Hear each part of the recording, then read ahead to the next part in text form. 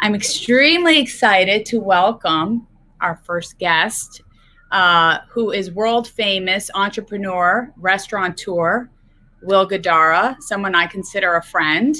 And many of you remember Will from our 2018 company wide meeting where he was brilliant. But you are a passionate leader, and you work towards excellence in everything that you do. And I think a lot of your wisdom can help applies to everybody's business. Your focus on service and taking care of people. So I'm excited to have you here today, Will. Thank you so much for I'm joining happy to be us. here, and it's really nice to see you. Well, I think there's a lot of parallels in the restaurant industry and real estate because they're both relationship businesses. So tell us a little bit, how did you get into the restaurant business? So, it's interesting. A new friend recently, we were walking, and he asked me. He said, "Hey, are you in the restaurant business or are you in the hospitality business?" And it was interesting because no one's ever framed it that way with me, and it was a very instinctive answer where I said I'm in the hospitality business. Although I think I found myself in that by virtue of the fact that I was first interested in restaurants. So I grew up in the restaurant business. My dad was a restaurateur. I've said this plenty of times. He was my hero growing up. I'm lucky in that way. And I would have wanted to do whatever it was that he did. And so if he had been a plumber, I probably would have been a plumber. But he was a restaurateur. And anyone who has a restaurateur in their life, you know that the hours are reasonably extreme. And so the way for me to spend time with him was to go to work with him on Saturdays. Um, I think I was fully sold on the restaurant business, though. I loved going to work with him. I loved, working in the kitchens or in the dining rooms. But one time he took me for dinner at the Four Seasons. And I was 12 years old. I remember he bought me like my Brooks Brothers navy blue blazer with the gold buttons for that dinner. Every kid has And that almost. Yeah. And I remember feeling this sensation by the end of my meal there that the world that existed inside the walls of that restaurant was different from the world outside of those walls. One of the things I say to my teams and have been saying for years is that in restaurants we have a opportunity or even perhaps a responsibility to create these little magical worlds in a world that needs more magic. The first time I experienced that idea was there. Um, and literally from that day forward, when I was 12, I told my dad that I wanted to be a restaurateur and pursued it with reckless abandon from that point forward. I love it. I love it. So I want to switch gears for a second, or just talk about, well, we talk about real estate and hospitality because I said they're both focused on service. You have this idea where you talk about this whole nobility of service. That's kind of a phrase that you use.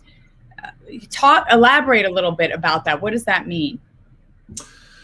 So, okay, I have a thesis that I don't believe anyone can be really good at whatever it is they do unless they believe with every ounce of their being that the work they do is important. That the thing that they do and every day, the thing that they wake up and give so much of their time for, that it has the ability to actually create some amount of impact, small or big, but the impact itself is significant. Mm. Um, for restaurants, one of the things I talk about, especially in fine dining restaurants, is that, my goodness, I mean, we have the ability to be so freaking nice to everyone when they walk through our doors that they go out and they pay that forward. We can make the world a nicer place just by being unabashedly kind. Similarly, we can inspire people to be better versions of themselves through our attention to detail. But perhaps more importantly than those two, I mean, in restaurants, we get to help people celebrate some of the most important moments of their lives. Or similarly, we can give them the grace, if only for a few hours, to forget about some of the most difficult moments. And so for me, the nobility of service is naming for yourself and then giving your team the language and asking them to follow suit and do the same, that your work matters. Because no matter what you do, there are going to be difficult days. I look at you and what you and your colleagues do for a living, and we've talked about this endlessly in the past, that I think that your work is so unbelievably important. I remember my first experience buying an apartment. Um, okay, in restaurants, I get to give people a few hours to celebrate. In your business, you get to people help find, like, you get to help people find their home. And my goodness, after the last 18 months, if we don't understand in a beautifully renewed way how important one's home is for peace of mind and for creating an environment where we can connect with our families and maintain relationships and build those relationships. Um, I always think it's funny. I, okay, the homes I buy now are more expensive than the one I bought for the first time. But that was the one that had the most impact. And I'll tell you what, I won't say who it was or what their what company they worked for, but had they been as sincere and investing in their time with me as I made that first purchase, I guarantee you I'd be with them to this day. Um, but I mean, that's what it boils down to. The nobility of service is understanding that your work has the ability to make a difference in someone's life, big or small, and then using that to motivate you to give your most fully realized self to the work every single day. That is so profound. It's, I mean, it's such a big statement and applies to everything that we do. I mean, it's just, wow, it's like religion. I mean, people who bought their second homes through COVID, that those houses represented sanity. And for someone to have a job where they get to wake up every day and give that to people simply through doing what they do every day, but recognizing that for the person they're doing it for that day, it's significant and it's sincere and it's impactful. Oh, it's a, you know, we say this, that it's an emotional commodity, you know, what we do. You know, we're touching people's lives, we're opening their closets, we're, you know, so it's a sacred time, you know, and you have the ability to really impact people with what we do. So um but why do you stress the importance of nonverbal communication? Hmm. Well, it's because I don't believe that most people are comfortable saying half of the things they're thinking, or that many people can't find the language to articulate how they're feeling. And if you really believe in service, if you want to embody hospitality, you need to work with them to find all the things they're trying to communicate, even if they aren't willing to communicate those things or don't know how. Um, One of the things I talk about a lot of the time in restaurants and in service is our need to earn informality.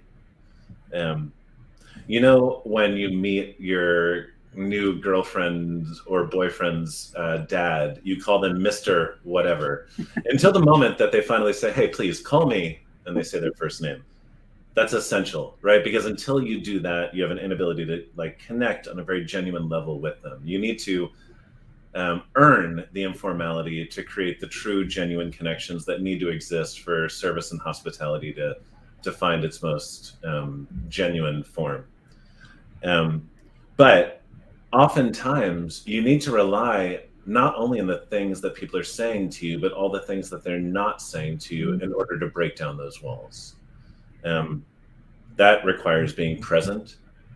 That I define being present as not giving a shit about all the things that you have to do such that you can fully care about the thing you're doing.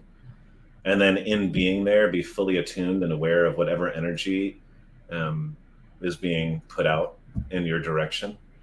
But, you know, there's times where someone is uncomfortable, and because they're uncomfortable, they're not going to say why they are. And Right. genuine service and gracious hospitality is having the ability to ask the question before the other person even needs to say the thing. Um, I think that you can learn a lot by just paying attention, even if someone doesn't say whatever it is out loud. That's it's a challenge though, Will. I mean, we're all challenged because technology, you know, as you know, we all know it's a huge distractor, and we're all sort of a prisoner to what's coming on our screen all the time, and it takes away from the presence that's needed. So you miss you I'm guilty of it. I miss so much, and I hate it. Yeah, but that's because I think we've been like lulled in this to this false belief system that multitasking is a more efficient way to go through life. I believe that unitasking is actually better, right? Spare me a moment, I'm going to tell you a story. My first serving job in New York City was at Tribeca Grill.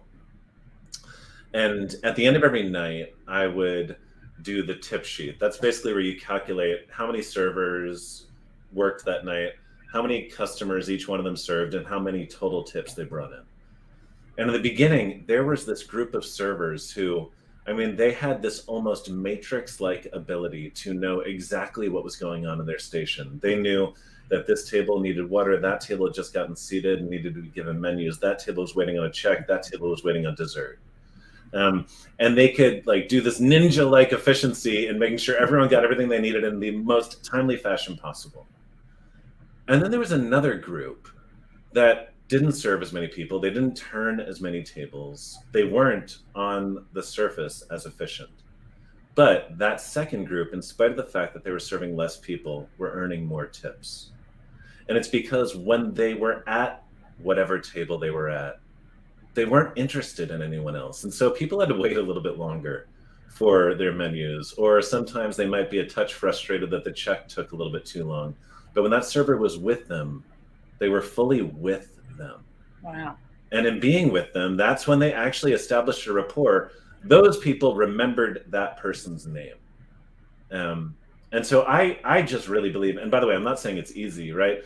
Like it's even hard for me on Zooms to not keep another window open on my computer because I'm always distracted. But I have found that my best results, not only in just the technical elements of my day-to-day, but as I try to engage in relationship with other people, that comes when I have the wherewithal to just stop thinking about anything else but them in that moment. Yeah, and people know when you're paying attention. People know when you're cued in. This leads me into our next, which this quote, which is one of my favorites, the Maya Angelou one, that says, people will forget what you said, people will forget what you did, but people will never forget how you made them feel. And you use the same wisdom as a cornerstone of your business philosophy. Can you share with us why? And I love that quote. I say it all the time myself. Yeah. I mean, the quote says it so beautifully. I think for me, it's that,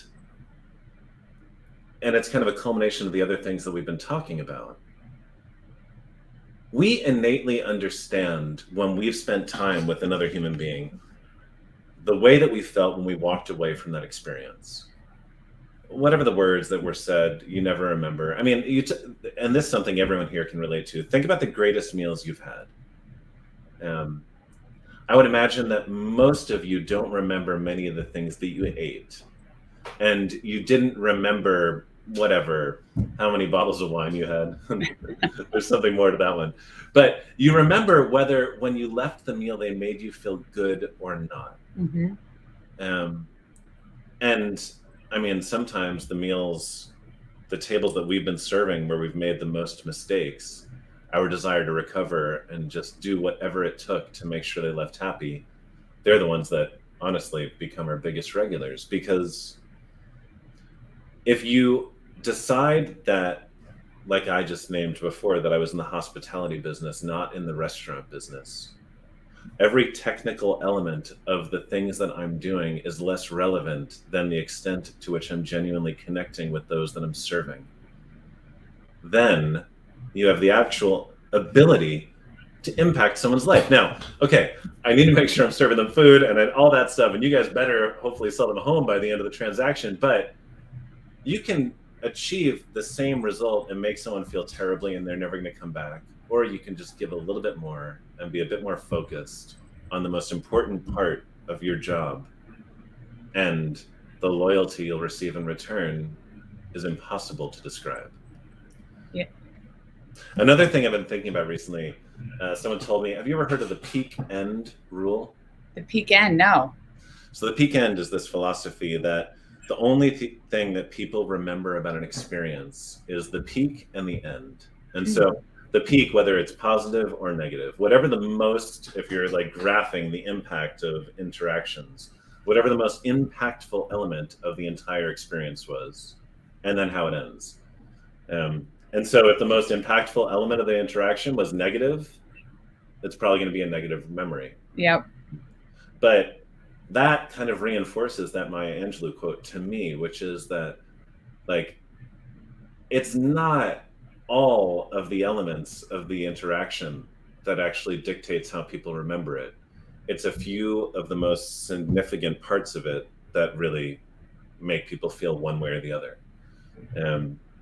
And so I would say that I thought about that. I only learned about it recently, but then thinking about our restaurants and how we engage with people, that's why, to my point, that you can make a really, really big mistake with someone, but if you work super hard to make it up, they're going to be a bigger regular going forward.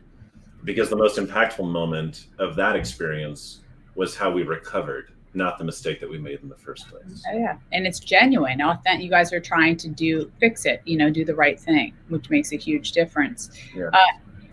Will, you went listen, during the pandemic, the restaurant industry, the real estate industry, we were both in lockdown. We both struggled. I mean, we couldn't show for 3 months. You really were on a mission. You went to Washington, D.C., and I watched your testimony. I talked to you. I thought it was amazing what you did on behalf of the restaurant industry community. Can you just tell us a little bit? What was that like? I mean, going to the White House during the pandemic was like being in a post-apocalyptic Will Smith movie. You're literally walking through the empty streets of our nation's capital, and then you go to the White House wearing a mask, and they stick the thing way up your nose and all of that.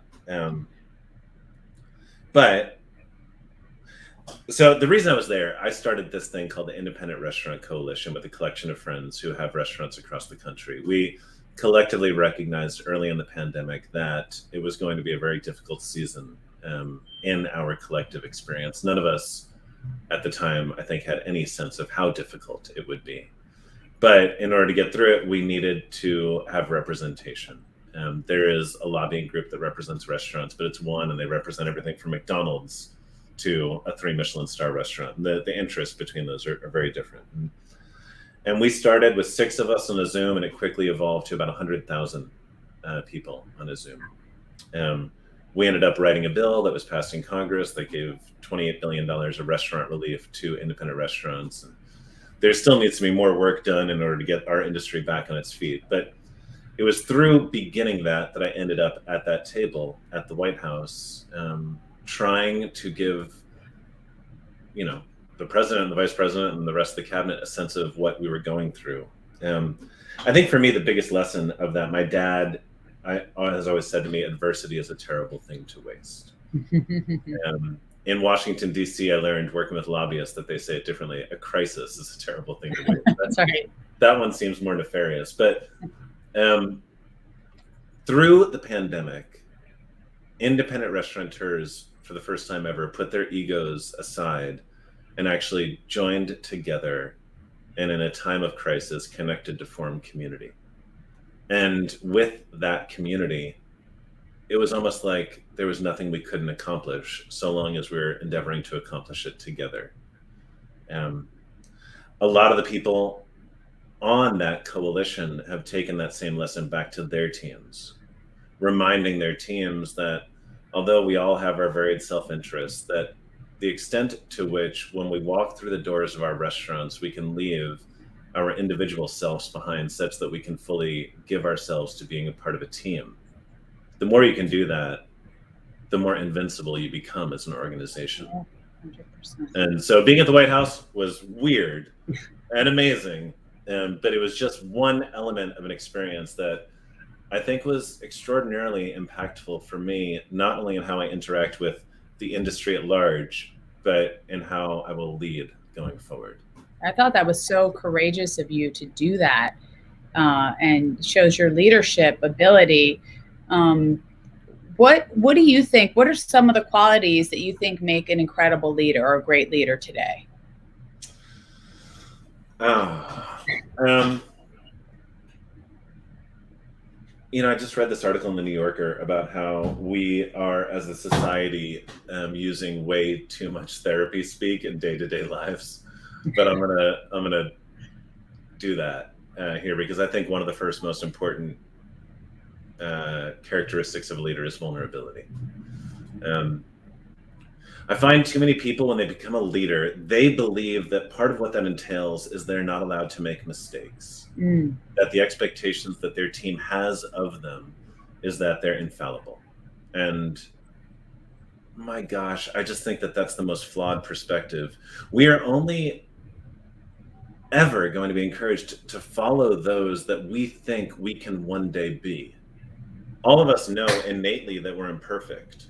And so if someone tries to present themselves as being perfect, they're unattainable. There's no reason to follow them. Not to mention the fact that it is so much easier to receive criticism from someone if they're just as willing to criticize themselves. Oh, yeah. I think that the best thing a leader can do is acknowledge mistakes that they've made publicly in front of the people that work for them and have the courage to say, I'm sorry. Love that. I think conviction is a really, really important thing as a leader. Not in the sense that the leader should have all the answers and know where the team is going all the time. I actually believe that the first step towards conviction is collaboration. About spending time with your team, bringing people together with their varied experiences and skill sets and backgrounds and opinions, such that everyone around the table has a true voice in determining where you're going. Because if everyone actually can contribute to the conversation of where you're going, people are going to be that much more likely to work their asses off to help you get there. That's right. But the leader is the one at the end of the day that needs to take all the different opinions and say, no, this is where we're going. And then be unreasonably focused in pursuit of that destination. Yeah. And you asked for 3: vulnerability, conviction. I think consistency. I've worked for people in the past that I don't know what version of them I'm going to get every day when I walk through the door. Jesus, I know that. And consistency is the hardest thing as a leader, because listen, there's days you wake up and you don't feel great or you're tired for whatever reason. But if there are things that are important to you, you need to call those things out when people aren't living up to that expectation every single time. Similarly, if someone does something well, you need to have the energy and the passion to find time to praise them every single time. Consistency is being the same person every single day and committing to doing the same things every single day.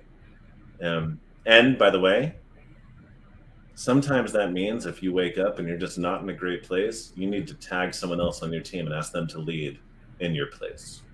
Yeah, I think that's true. It's hard. I mean, even consistency is just, it's aspirational.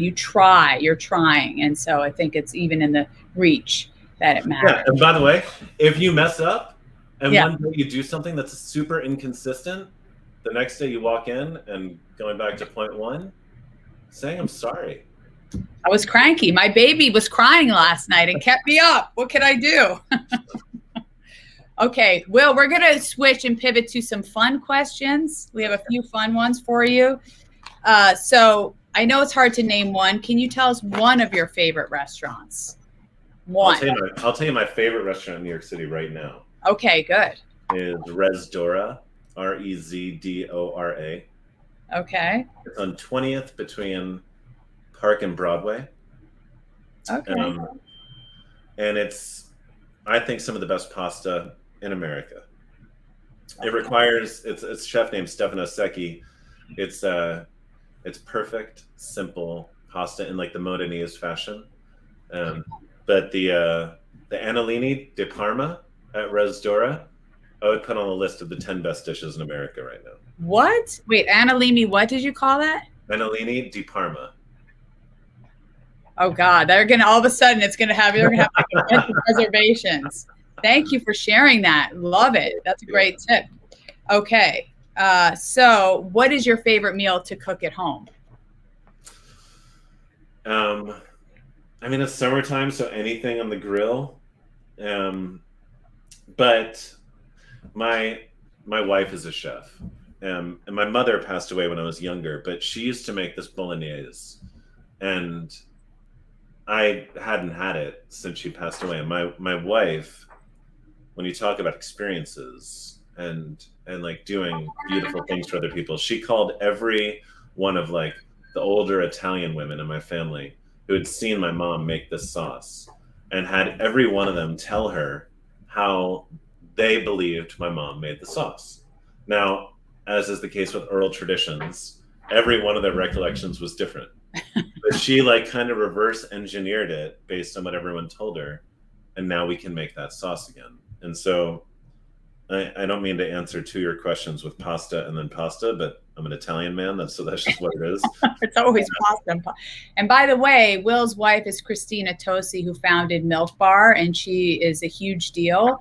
And she's a powerhouse, and she's also just a lovely person, just nice, good people. And so that's great. Wow. I think so too. Pasta and pasta, everyone. So we're getting a little chubby thanks to Will. Thank you. All right, Will, you've done so many things. You may not have the exact answer, but I'm curious, what do you see as your next chapter? What's next for Will Guidara? You know, it's interesting. I sold my company at the beginning of 2020 before COVID. And I was 1 week away from signing 3 restaurant leases when COVID started, and I didn't sign them. And I spent the next couple months kind of keeping all the deals alive and waiting for COVID to pass. And eventually I had this night where I started thinking to myself, what could I do now such that in 10 years I look back and say, thank God for COVID. And what that meant to me at the time, what it still means to me, is basically not just going back to doing the same thing I was doing before, but instead pausing, dreaming. And if I do go back to doing what I was doing before, deciding to do that again, as opposed to just reverting to it. And so I'm in the dreaming phase. That is what prompted my friend to ask me, are you in the restaurant business or the hospitality business? Whatever I do will be in hospitality. I've been up in the Hudson Valley. I'm in Kingston right now, and I actually have fallen in love with the Hudson Valley. And nice, beautiful, so beautiful. I have dreams of doing something up here, but rather than building a big, robust restaurant company, I'm more focused on building a couple really beautiful, experiential things, and then trying to carve out time just to scream from the mountaintops about how every single business should be spending more time thinking about hospitality. Because, and I'll just say this, not to go back to like the philosophical stuff, but back in the day, I used to ask the people when I was interviewing them, what's the difference between service and hospitality?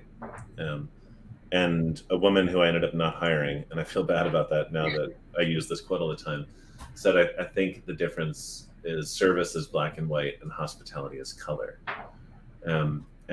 And I think that if everyone who is in the service industry, and I think most of us are, can recognize the extent to which hospitality can make the work more fulfilling, can result in them having more of an impact on the people they serve, and I believe builds the bottom line.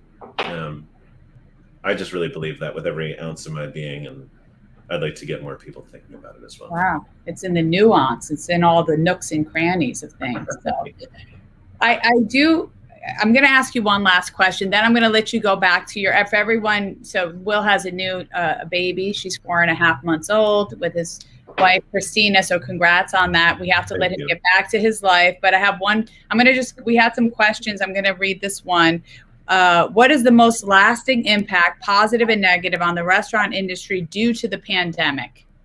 It's a tough one. You know, I don't know that we've identified that yet. There's a lot of people who are hoping for more fundamental change in the way restaurants operate. Not so much in what the guest experience is, but what happens behind the scenes. That COVID gave us the ability to stop for the first time in, well, since anyone has been alive. Anyone that's on this has been alive. So like stop in their tracks for that long. And it's a lot easier to fix a train when it's not moving, right? But I think people are so focused on survival that progress wasn't actually on the table. But the reason I say we haven't seen it yet is kind of referencing what I was saying before. Now, for the first time since I've been doing this for a living, we have community. And all of the independent restaurateurs across America are talking and brainstorming and thinking together about how our business model and the people that work in these businesses can find something that's more sustainable and better for everyone in its ecosystem. So true. So true. Well, Will, thank you so much for joining us today. I know you made a lot of people happy, including me, and I'm glad this is recorded so I can listen to all the things that you said over again and hopefully study them. It's we really all nice want to to see be you. Will Guidara. We all want to be Will Guidara. So, but Will, thank you so much. Say hi to Christina. I hope I'll see you soon. Let me know when you're here. Awesome. Thank you, guys. Take care. Bye.